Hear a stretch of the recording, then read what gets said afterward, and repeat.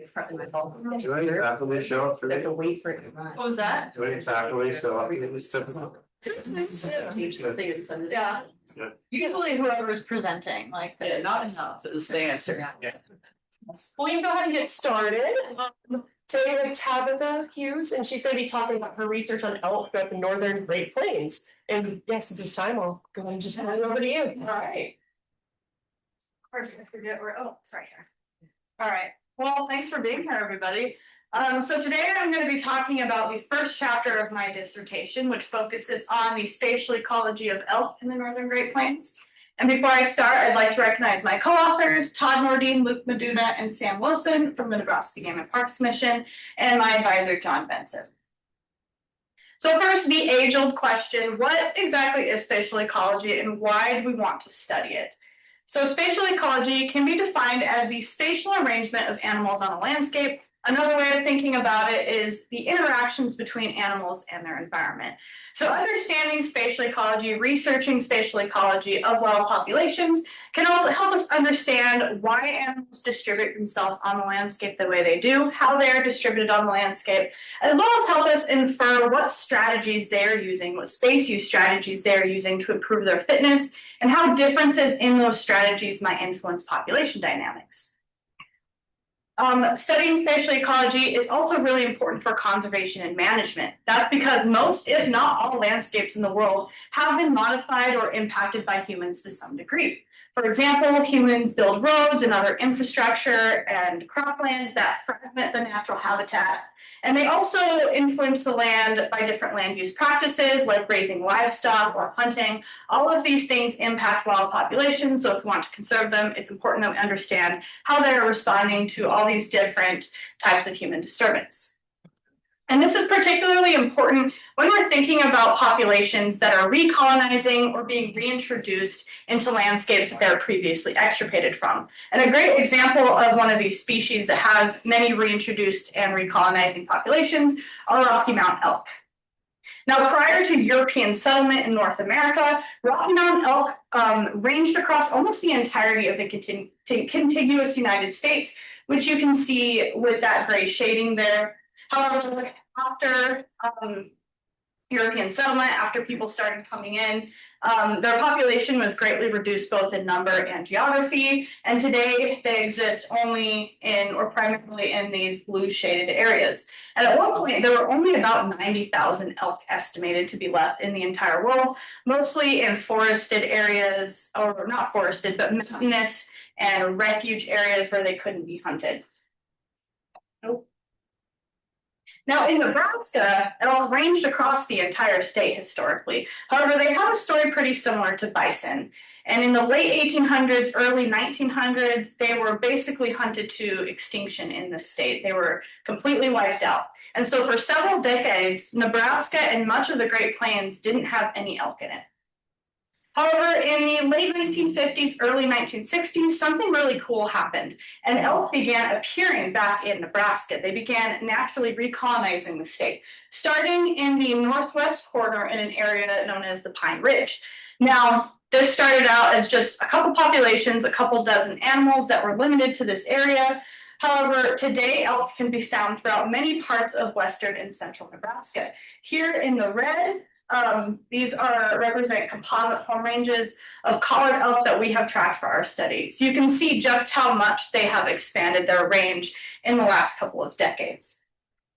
Now, having elk in a place like the Northern Great Plains is really cool, and there's a lot of opportunities. On the one hand, you have this large native herbivore back on the landscape, which is both a consumer of plants that evolved with large herbivores, as well as a source of prey for large carnivores.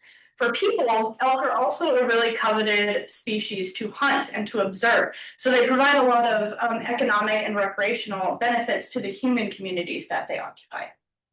However, in the Northern Great Plains, there's also a lot of challenges associated with having elk here. The contemporary landscape of the Northern Great Plains is very different than it used to be. Namely, a lot of the natural landscape has been converted to agriculture. And elk, because of their large body size and their propensity to form herds, are pretty notorious for causing damage to cropland. And this can result in a lot of conflict between humans and elk. So for managers to be able to both allow elk to remain on the landscape as well as best mitigate this crop degradation, it's really important that they have information and understanding of their spatial ecology in these landscapes. Now, when we think about spatial ecology, another thing that I want to point out is that it's really important that we consider that space use happens along different scales. And this is important because decisions that animals make at core scales is going to determine what resources are available to them at those finer scales. For example, an animal might choose a home range to occupy out of a larger landscape, and then within that home range, they might choose specific habitat patches to use. Now, for this study, we're going to focus more on coarser scale space use by looking at home range size and seasonal movements. However, we are currently finishing up some analyses on those more fine scale movements, that fine scale space use. So moving in, the first thing that we're interested in when we're looking at the spatial ecology of elk is home range. Now, a home range can be defined as the area where an animal regularly travels and carries out its daily activities. So it has to include everything that an animal needs to survive. One way that we can, or one theory that we can use to help us understand home ranges is the optimal foraging theory, which predicts that animals are going to attempt to maximize resource acquisition while minimizing energy expenditure. So in the context of a home range, this means that an animal is going to have a home range that's large enough to include what it needs, but it's not going to have one that is too large. It's going to try and minimize its home range because it wants to minimize how much energy it's expending to move around its home range and get the resources it needs. And that is known as the area minimization hypothesis. Now, for example, in a landscape where there are abundant resources and these resources are evenly distributed, an animal may be able to have a small, efficient home range and be able to survive in that home range. However, in a landscape where resources are less abundant or less evenly distributed, an animal might need to occupy a larger, less efficient home range in order to access the resources it needs. Now, we're not only interested in home ranges themselves, but also movements between home ranges, which we can define as seasonal movements. Now, most of you probably know a type of seasonal movement, which is migration, which is defined as a seasonal movement between at least two non-overlapping home ranges. A really popular and famous kind of migration that is actually happening right now and in the next couple of weeks here in Nebraska is the sandhill crane migration, which goes through central Nebraska. This is a really great example of a really long migration that animals can sometimes exhibit. Now, while migration is often really focused on and really popular, it is important to consider that it does happen along a spectrum. So rather than just categorizing animals as either being resident, not migratory, or migratory, it's useful to think of seasonal movements as happening along this spectrum. So this can range between animals having two overlapping seasonal home ranges to animals having home ranges that overlap but still represent a seasonal shift, to what we might think of as traditional migration, which can range from non-overlapping home ranges that aren't that far apart to those really long distance migrations that are pretty famous in the literature. Now, there are lots of reasons why animals might migrate. Sometimes it's to avoid predators or avoid parasites, but a lot of times it's to access seasonally available resources. Now, for example, in landscapes that have a wet and dry season, animals might migrate to follow that wet season so that they can access the most food as possible. In temperate regions like North America, oftentimes for large herbivores, this is driven by forage. So one thing that we often see, particularly in mountainous regions, is large herbivores migrating up mountains in the summer and then back down into lower elevations in the winter. And the forage maturation hypothesis is one hypothesis that helps explain why these animals do it. And this predicts that animals, or herbivores rather, select forage at intermediate maturity. So essentially what this means is forage, when it's new and green, is going to be the most digestible for these animals. However, when it's more mature, there's going to be more of it for them to eat. So basically, herbivores are going to want to eat that forage when it is at that sweet spot, that intermediate maturity, when it's going to be green and digestible, but there's still going to be a lot of it. Now, forage matures at later dates as you go up in elevation. So herbivores can actually capture as much forage as possible when it's in that ideal state of maturity by following that, what we call green wave. the green wave hypothesis, which basically states that these animals are going to follow the forage maturity so that it can access forage at that ideal state of maturity.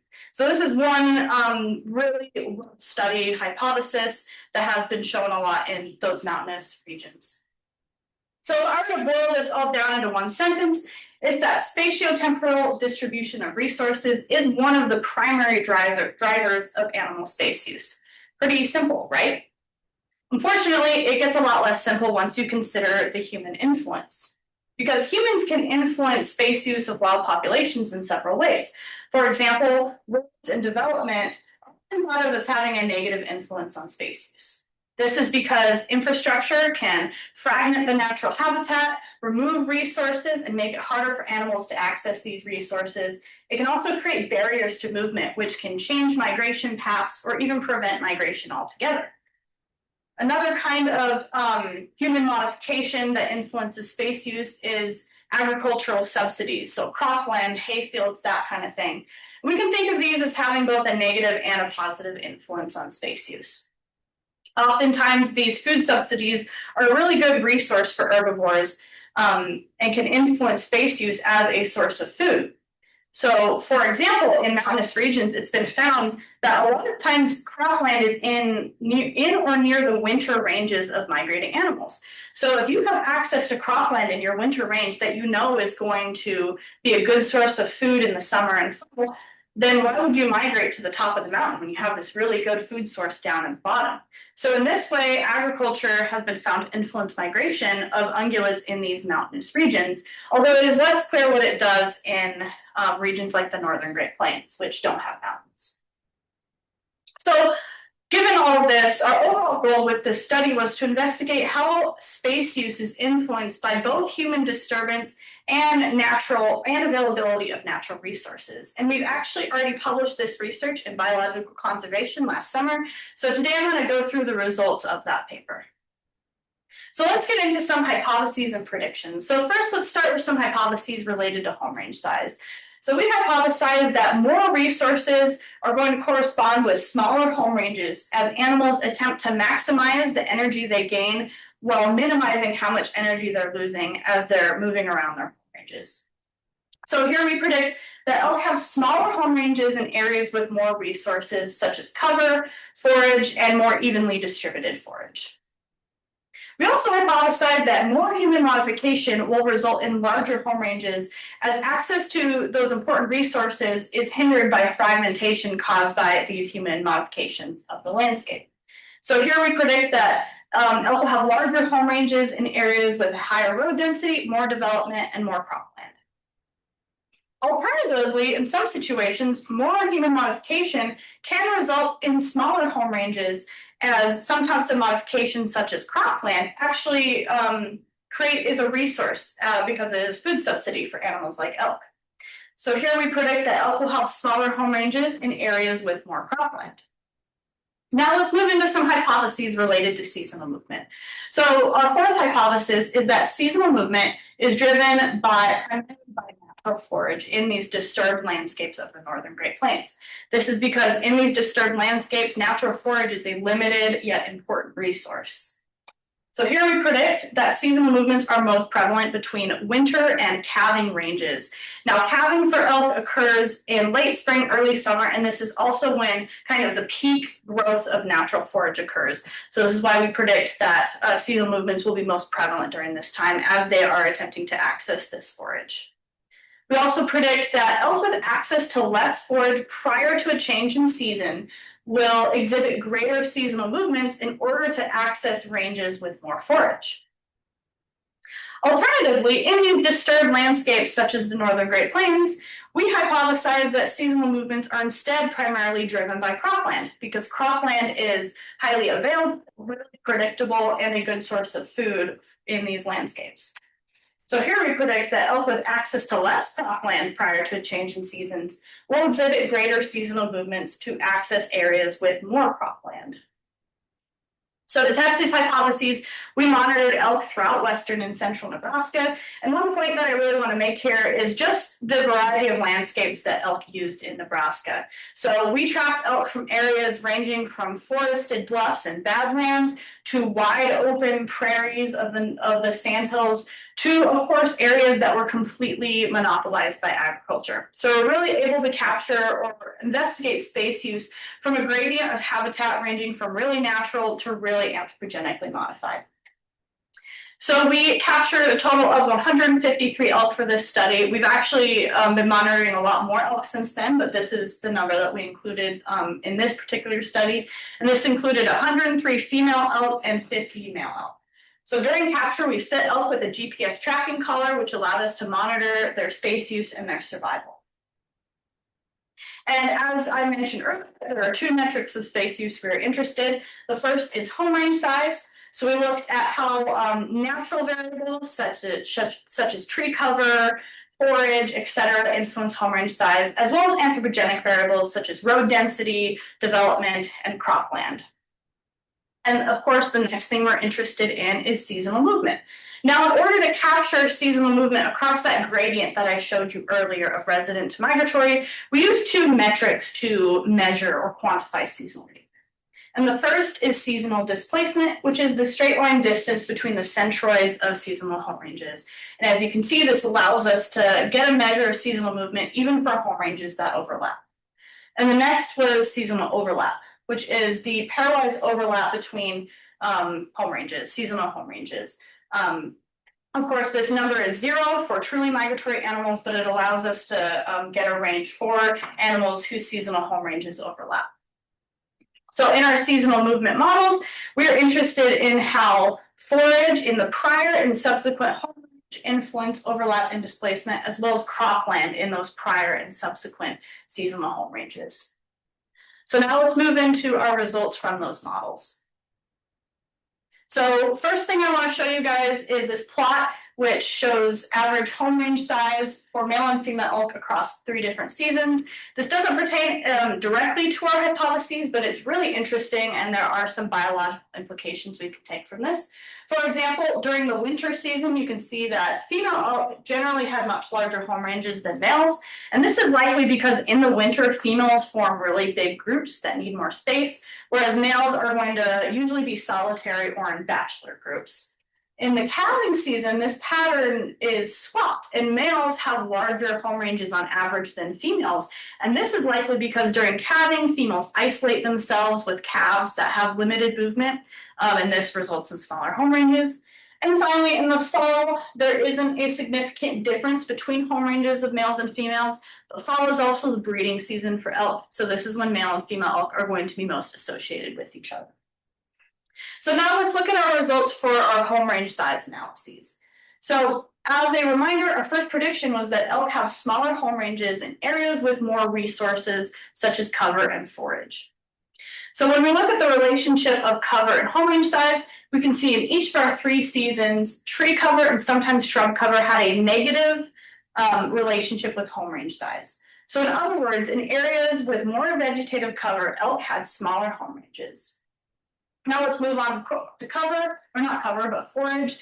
So in our winter season, Moran's eye of forage biomass had a positive influence on home range size. So Moran's eye is a measure of autocorrelation on the landscape. So what this tells us is that when forage was more clumped, elk had larger home ranges, or in other words, more evenly distributed forage was related or caused elk to have smaller home ranges.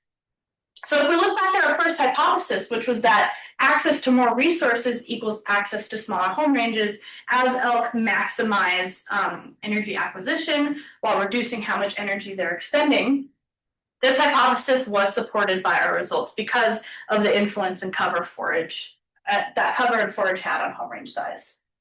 Let's look at our next prediction, which was that elk will have larger home ranges in areas with more human modification. So when we look at the influence of development and road density, for the most part, this has the opposite influence that cover had, and it had a positive influence on home range size. The exception being development during that fall season kind of had a different trend there, as it seems to have a negative influence on home range size.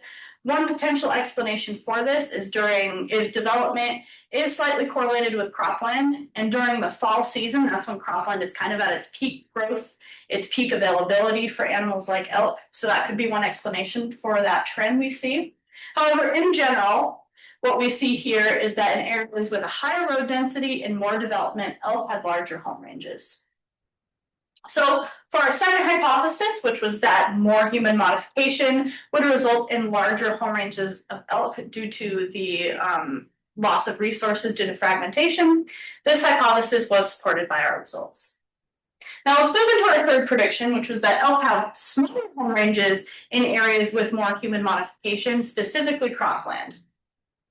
So for this, for every single season, winter, calving, and fall, the proportion of corn in home ranges had a negative influence on home range size. So in other words, access to more corn meant elk had smaller home ranges.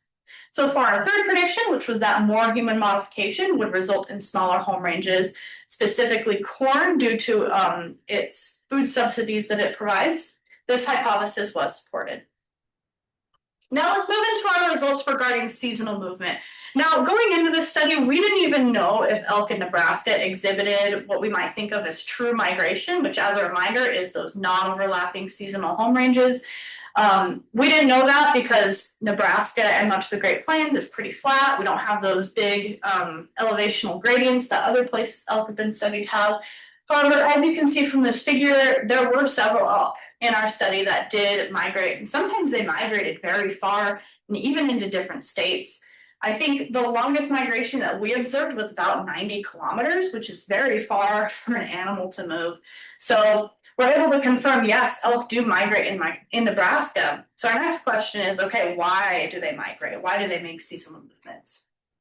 So looking at our fourth prediction, this was that seasonal movements of elk will be most prevalent between winter and calving ranges. Now, when we looked at seasonal overlap, that did not vary between the three different seasonal transitions we looked at, which were winter to calving, calving to fall, and then fall to winter. For seasonal displacement, there was no difference between winter to calving and calving to fall transitions, although there was between that fall to winter transition and those other two I mentioned earlier. So overall, this prediction was not supported. Migration or seasonal movement was not more prevalent when going to calving ranges. Now looking at our fifth prediction, this was that elk with less access to forage prior to that seasonal transition would exhibit greater seasonal movement to access areas with more forage. So first, let's look at our overlap plot. So here, this tells us that how much forage there was in the home range before they made that seasonal movement had a positive influence on home range overlap. So there was greater overlap with wherever they moved to in the next season. We look at displacement. We see a very similar trend here. How much forage they had in that range prior to that seasonal transition meant they had less displacement. So they were moving less to access another home range. And to kind of show you this, this plot shows the calving range and the fall range of an elk that we monitored. So the calving range is here in green, and the fall range is the one that's doesn't have anything in it but is outlined by red. Now, how much green there is in that calving range corresponds to how much forage there is. And if you look at this legend up here, it peaks at around 320 kilograms per hectare. So this elk had access to quite a lot of natural forage in its calving range. And as you can see from its fall range, it really didn't move much as you transition to the fall season. So this elk did not exhibit very much seasonal movement. So this suggests that if these animals have access to more forage in whatever range they start in, they're less likely to make a long seasonal movement. Now here we have an example of the opposite happening. This elk, you can see kind of there's a lot less green in its calving range. And if you look at the legend, it peaks at about 155 kilograms per hectare. So quite a bit less forage available to this elk in its calving range. And this elk did make a pretty significant seasonal movement to a fall range that was an entirely new area, didn't overlap at all. So our results suggest that if elk are starting out in an area with less forage, they're more likely to make a longer seasonal movement. So for our fourth hypothesis, which as a reminder was that seasonal movements in disturbed landscapes like the northern Great Plains are driven by natural forage because this is a limited resource, we did find support for this hypothesis. Now let's move into our fifth prediction.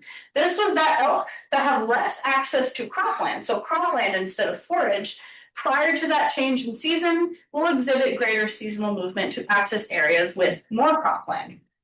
So cropland did not show up in our overlap models, but it did in our displacement models. So first, let's focus on the winter to calving and calving to fall transitions. So what our models told us is that if there is more cropland in a subsequent range, so to wherever they are going to have greater displacement. However, one thing that was kind of interesting is our fall to winter model, so elk moving from a fall range to a winter range, tell us kind of the opposite. If they have more cropland in that fall range they are starting in, they're going to move further to access a winter range. So this kind of tells us two things. It tells us, one, that cropland is encouraging seasonal movement, particularly as they're moving to calving and fall ranges, but it also indicates the seasonal nature of cropland, is that they are moving out of that land when they're going to winter ranges. So here's another example of that. Here we have a fall range down here and a winter range up here, and then that kind of golden color is how much cropland is in those ranges. So you can see this elk started out in a fall range that had a ton of cropland in it and moved very, very far to access a winter range that had a lot less cropland in it. So our results indicate that more cropland, particularly in those calving and fall ranges, cause elk to exhibit increased seasonal movement. So for our fifth and final hypothesis, which is that seasonal movements in these disturbed landscapes are instead driven by cropland, because as a reminder, cropland is going to be super available and super predictable in these disturbed landscapes. We also found support for this hypothesis.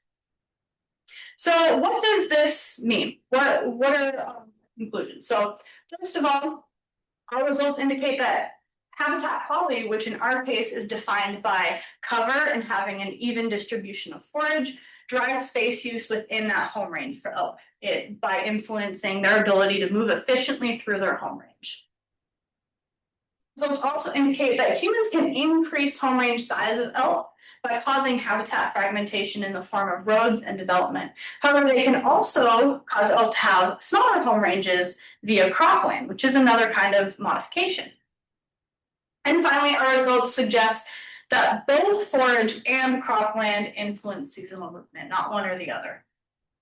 So this is important because our results show that humans can influence elk behavior in disparate ways. Now, a lot of the times when we're considering the influence of humans on animal space use, there's a tendency to group human disturbance into one category and just ask ourselves, okay, how do all these metrics of human disturbance, such as the human footprint index, influence space use? However, our results show that you can't always do that because different types of human disturbance can have a different influence on space use. And that's shown particularly in our home range size analysis, where cropland caused elk to have smaller home ranges, whereas other forms of fragmentation cause them to have larger home ranges. Our results also indicate that cropland can have a disparate effect on animal space use. Within home ranges, it caused elk to be more efficient and have smaller home ranges, but between seasonal home ranges, it caused them to have increased seasonal movement. And finally, our results suggest that if elk do not have adequate forage in their home ranges, they will make longer seasonal movements to a next seasonal home range, and that they will often do that to go into cropland. So in the context of management and conserving animals like elk on the landscape, these results suggest that if we improve the natural habitat, improve how much natural food is available to them, this could reduce the seasonal movement that elk often make into cropland, which could reduce crop depredation, which, as I mentioned earlier, is a huge problem here in Nebraska and elsewhere in the Great Plains and a huge source of conflict. So with that, I'd like to thank all the groups who have supported this project. We couldn't have done it without them. And thank you for watching, and I'll take any questions you might have.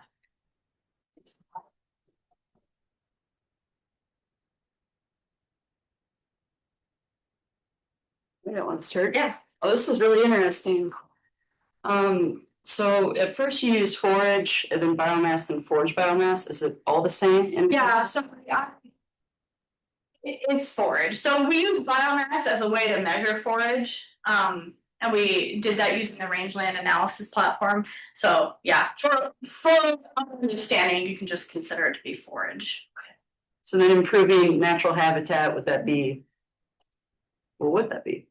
Yeah, I mean, for our results, you know, what they tell us is that elk that have more forage, so more actual forage biomass, are less likely to make those seasonal movements. So I think that's really important.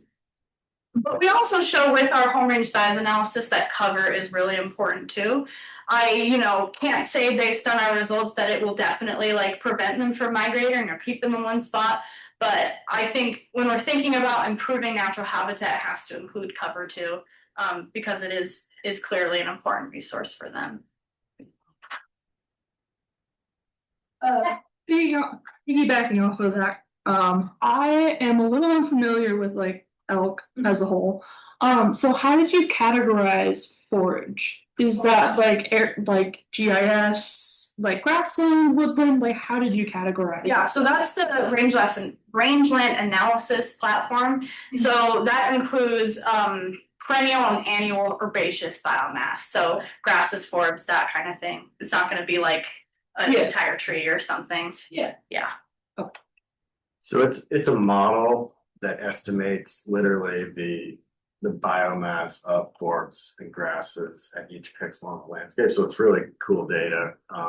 And the model seems to do a good job of estimating that. I'm just curious. Yeah.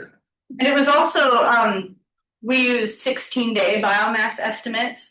So they're able to go and estimate biomass every 16 days. So we average that across each season. So it's fairly accurate to what's actually on the landscape, which is pretty cool. Cool. Yeah.